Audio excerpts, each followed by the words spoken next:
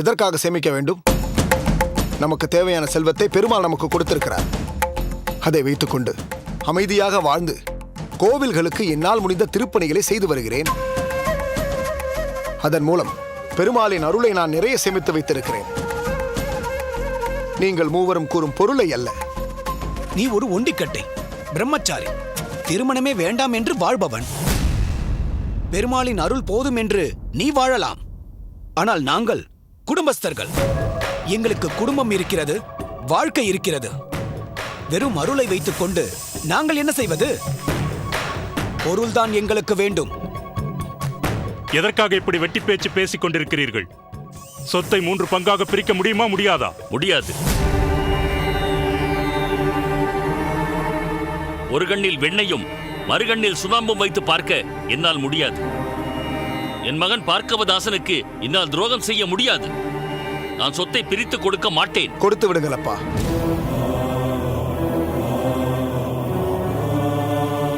கொடுத்து விடுங்கள்.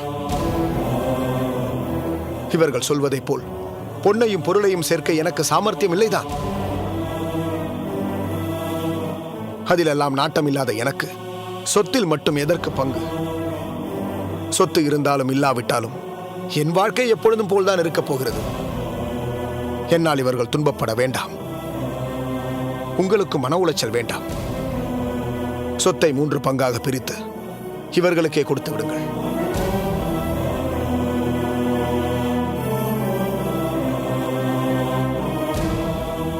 இவர்களாவது சந்தோஷமாக இருக்கட்டும்.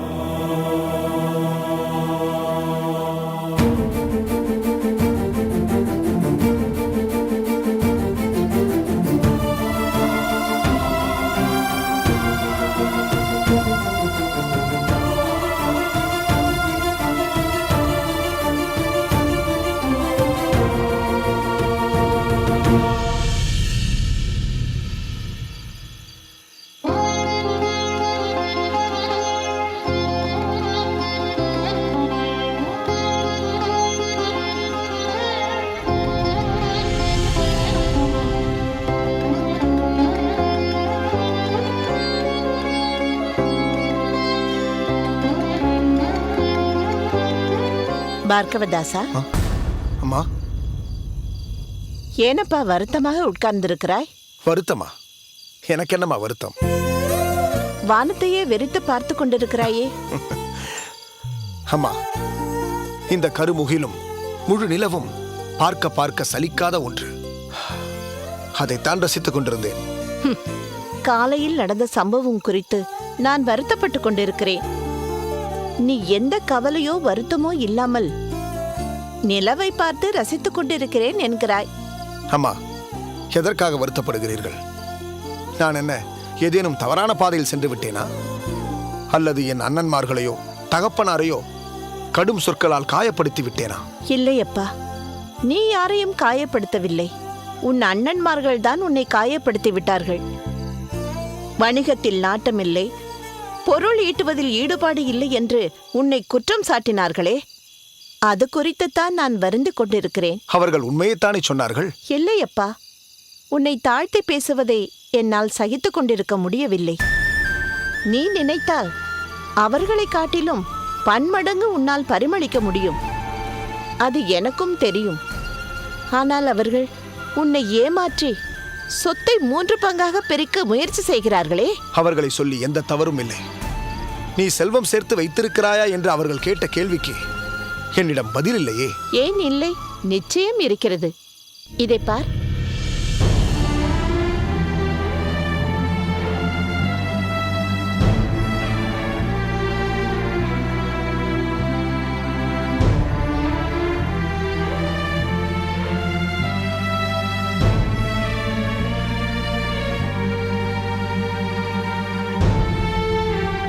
என்னம்மா இது?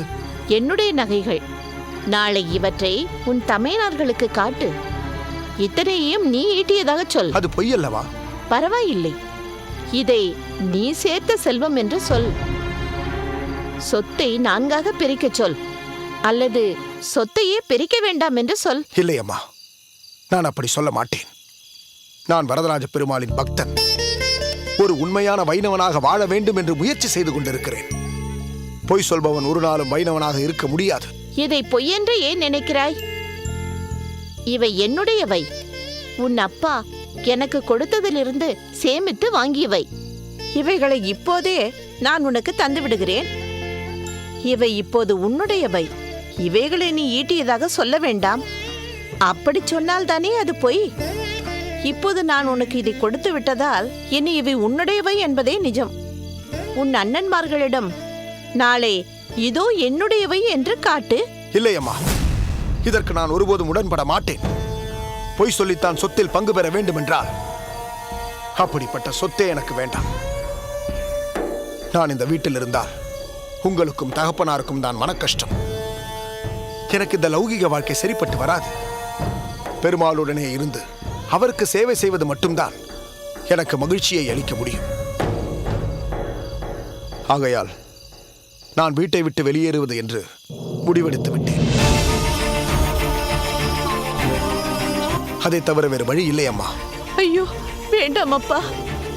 உன் அண்ணன்மார்கள் நீ அவர்களைப் போல் இருக்கவில்லையே என்று ஆதங்கப்படுகிறார்கள், அவ்வளவுதான். மற்றபடி அவர்களுக்கு உன்மேல் பாசம் உண்டு. நீ வீட்டை விட்டு போவது உன் தகப்பனாரையும் பாதிக்கும் என்பதை சற்று யோசித்து பார்த்தாயா?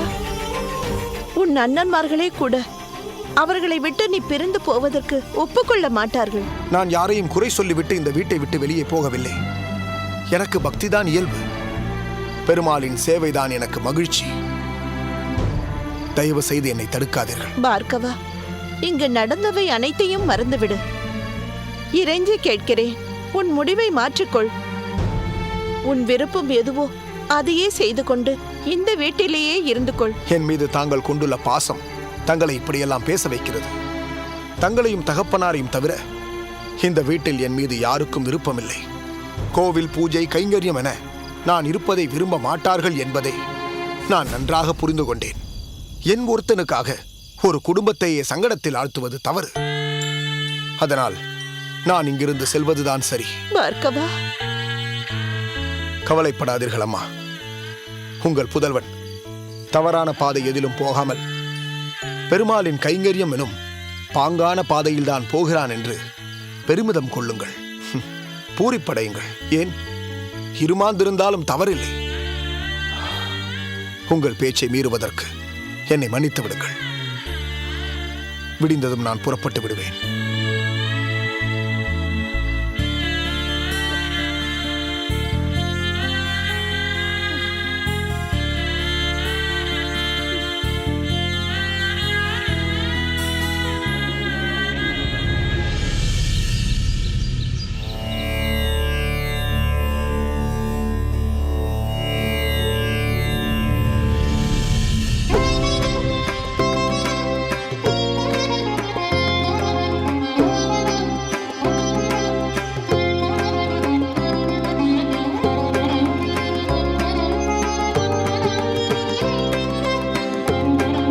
விட்டுவிட்டேன் சுவாமி, எல்லாவற்றையும் விட்டுவிட்டேன்.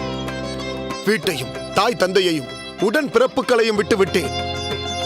என் பங்கு சொத்து வேண்டாம் என வந்துவிட்டேன். பொய் சொல்ல சொல்கிறார்கள் அப்பனே, பொய் சொல்ல சொல்கிறார்கள். நெற்றியிலே திருமண் தரித்தவன் பொய் சொல்லலாமா?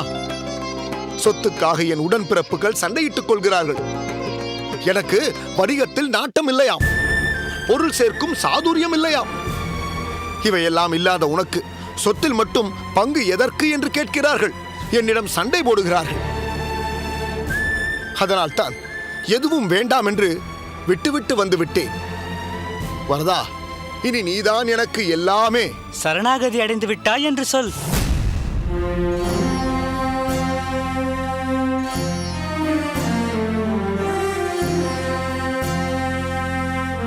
என்ன சிறுவனே, நான் வரதனிடம் பேசிக் கொண்டிருந்ததை நீ ஒட்டு கேட்டுக் கொண்டிருந்தாயா?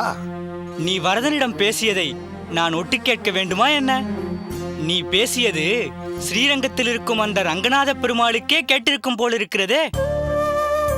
அப்படி இருக்க காஞ்சியம்பதியில் இருக்கும் இந்த வரதனுக்கு அருகில் நிற்கும் எனக்கு கேட்காதா என்ன? சரணாகதி அடைந்து விட்டாயா என்று என்னை கேட்டாயே, அந்த வார்த்தைக்கு அரியா சிறுவனான உனக்கு அர்த்தம் தெரியுமா? சரி, தெரியாமலே இருந்து விட்டு போகட்டும். ஆமாம், நீ ஏதோ மன உளைச்சலில் கிடந்து தவிக்கிறாய் போல் தெரிகிறதே. மன உளைச்சலா? அதற்காவது உனக்கு அர்த்தம் தெரியுமா என்று கேட்கப் போகிறாய், அப்படித்தானே?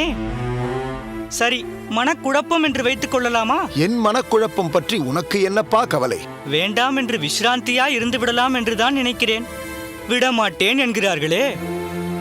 எல்லாவற்றையும் கொண்டு வந்து என்னிடம் கொட்டுகிறார்கள். உன்னிடமா? ஆமாம், என்னிடம்தான். என்ன சிறுவனே, நீ உன்னை அந்த வரதராஜன் என்றே கற்பனை செய்து கொண்டாயோ? அப்படியும் இருக்கலாம். என்ன? என்னை பற்றி பேசுவதை விடு, நீ உன்னை பற்றி சொல். எல்லாவற்றையும் விட்டுவிட்டேன் என்று சொன்னாயே, எதையெல்லாம் விட்டுவிட்டாய்? ஏன், நீ ஒட்டு கேட்டதில் அந்த ஒரு வார்த்தை மட்டும் உன் காதில் விழவில்லையோ? இல்லை இல்லை, இன்னும் ஒரு முறை சொன்னால் முன்னால் சொன்னதும் இதுவும் ஒற்றுப் போகிறதா என்று பார்ப்பேன். சரி சரி, கோபித்துக் கொள்ளாதே. எதற்காக பொன்னையும் பொருளையும் விட்டுவிட்டு வந்தாய்? என் வீட்டில் சொத்துக்காக எப்பொழுதும் பூசல்கள், ஒருவருக்கொருவர் ஏசல்கள். பொன்னும் பொருளும் வேண்டுமென்றால் நானும் பூசலில் கலந்து கொள்ள வேண்டும், வாய்வலிக்க ஏச வேண்டும். பெருமாளின் புகழ்பாடி மணக்க வேண்டிய வாயை பூசலிட்டும் ஏசலிட்டும் வலிக்க வைக்கலாமா? என்ன சிறுவனே, போதும் உன் சிரிப்பு. இப்பொழுது நீ சிரிக்கும் அளவிற்கு நான் என்ன சொல்லிவிட்டேன்? என்னை சிறுவன் என்கிறாயே, நீ சிறுவனுக்கும் சிறுவனாக சிறு குழந்தையாக இருக்கிறாயே. நீ படித்ததில்லையா? அருள் இல்லாருக்கு அவ்வுலகம் இல்லை, பொருள் இல்லாருக்கு இவ்வுலகம் இல்லை என்று. பொருள் வேண்டுமையா, பொருள் வேண்டும். எனக்கு பொருளும் வேண்டாம், இவ்வுலகமும் வேண்டாம். என் பெருமாள் மட்டும் போதும். ஏன், உன் பொருளைக் கொண்டு நீ விரும்பும் இந்த பெருமாளுக்கு என்னென்னவோ செய்யலாமே. நல்ல காரியங்கள் பல செய்யலாமே. என் குறை தீரப்பா என்று கோவிலுக்கு வருபவர்களுக்கு வயிற்றுக்கு குறையில்லாமல் அன்னதானம் செய்யலாமே. யோசிக்காதே, போ, போய் உன் பங்கை வாங்கிக் கொண்டு வா. பகவானுக்கும் அவன் விரும்பும் அவன் பக்தர்களுக்கும் உன் பொருளைக் கொண்டு உன்னால் முடிந்த கைங்கரியங்களை செய். அடடா, இப்படி ஒரு உயர்ந்த விஷயம் இருப்பதை நானே உணரவில்லையே. உன்னை அறியா சிறுவன் என்று சொன்னது தவறுதானப்பா? பரவாயில்லை, மூடனே முட்டாளே என்று கடுமையாக திட்டவில்லையே. அறியா சிறுவன் என்று மிருதுவாகத்தானே சொன்னாய். நான் தான் செய்தது தவறு என்று சொல்லிவிட்டேனே. சரி, அதை விடு. இன்னொன்று சொல்கிறேன். நீ விட்டுவிட்டு வந்த உன் பங்கு பாவ காரியங்களுக்கும் பயன்படலாம். அப்படி உன் பங்கை செலவிட்டால் அந்த பாவத்தில் உனக்கும் பங்கு உண்டு. அதை மனதில் நிறுத்திக்கொள். யோசித்து நல்ல முடிவாக எடு. பாவக்கரை உன் மீது படிந்து விடாமல் பார்த்துக்கொள். நான் வருகிறேன். நில். சட்டென்று தோன்றி பலீர் என்று அறிவுரைகள் சொன்னாயே, நீ யார்? உன் பெயர் என்ன? எந்த ஊர்? இதே ஊர்தான், இதே கோவில்தான். என் பெயர் உன் பெருமாளின் பெயரான வரதன் தான்.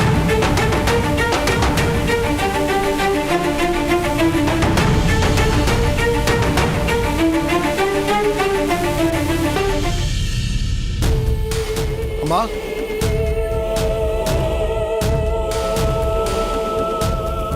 அம்மா,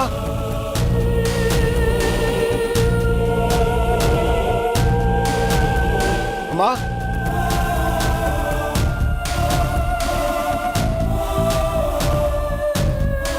அம்மா. பார்கவா,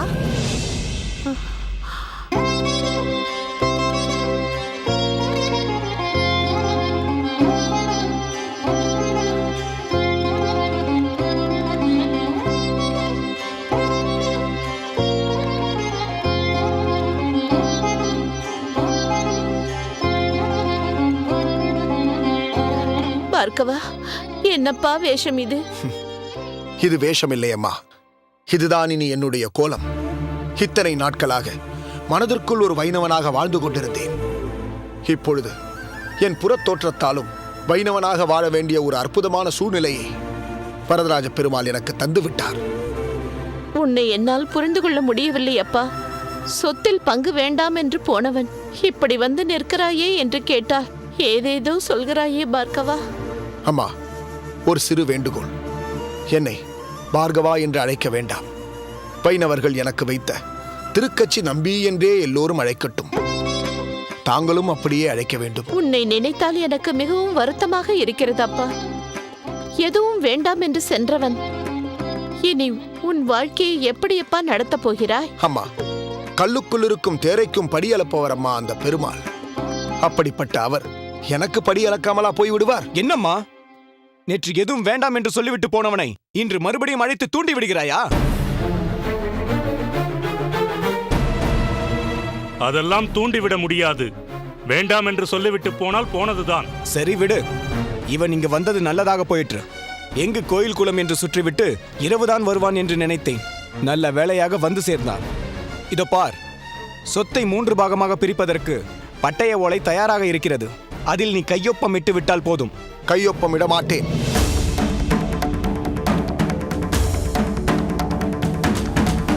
என்ன விளையாடுகிறாயா? ஏன் கையொப்பமிட மறுக்கிறாய்? அம்மா, இது உங்களின் வேலைதானா? இவனை மறுபடியும் முருங்கை மரம் ஏற வைத்து விட்டீர்களா? அண்ணா, எதற்காக அம்மாவை குறை சொல்கிறாய்? எனக்கு தெரியும், இது அப்பாவின் வேலையாகத்தான் இருக்கும். அவர்தானே உன்னை மாற்றியது, அப்படித்தானே? இல்லை அண்ணா, அப்பாவிற்கும் இதற்கும் எந்த சம்பந்தமும் இல்லை. உன் பிரச்சனை பெரிய தலைவலியாக இருக்கிறது. ஏன் கையொப்பம் போட மறுக்கிறாய்? அதை முதலில் சொல். எனக்கும் சொத்தில் பங்கு வேண்டும்.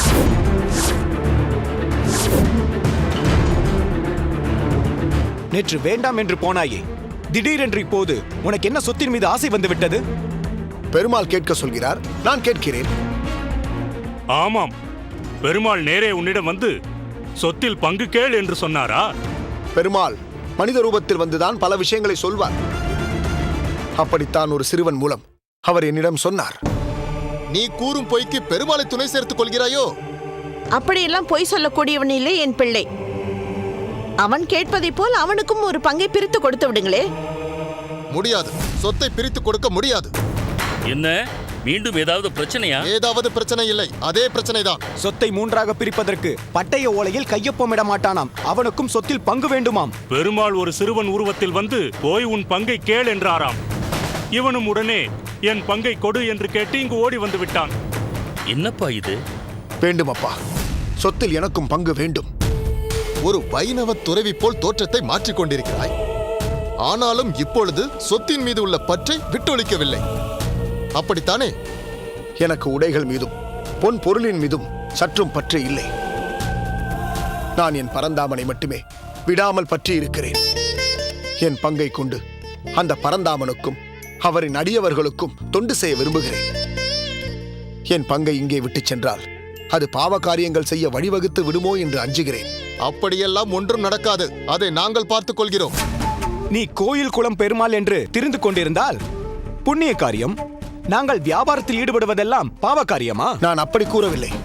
நம் பாட்டனாருக்கும் பாட்டனார் வாணிபம் செய்து ஈட்டியதை நம் தகப்பனார் கட்டி காத்து வைத்ததோடு அல்லாமல் அதை பெருக்கியும் வைத்திருக்கிறார். ஆனால் அந்த செல்வத்திலிருந்து சிறிதளவேனும் நாம் பகவானுக்கு செலவழித்திருக்கிறோமா என்பதை நிச்சயம் சொல்ல முடியாது.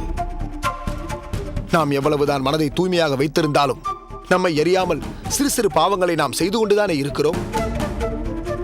ஏழைகளுக்கோ அப்பாவி மக்களுக்கோ நம் செல்வத்தை சற்றேனும் செலவழித்தால்தான் நம் பாவச்சுமை குறையும்.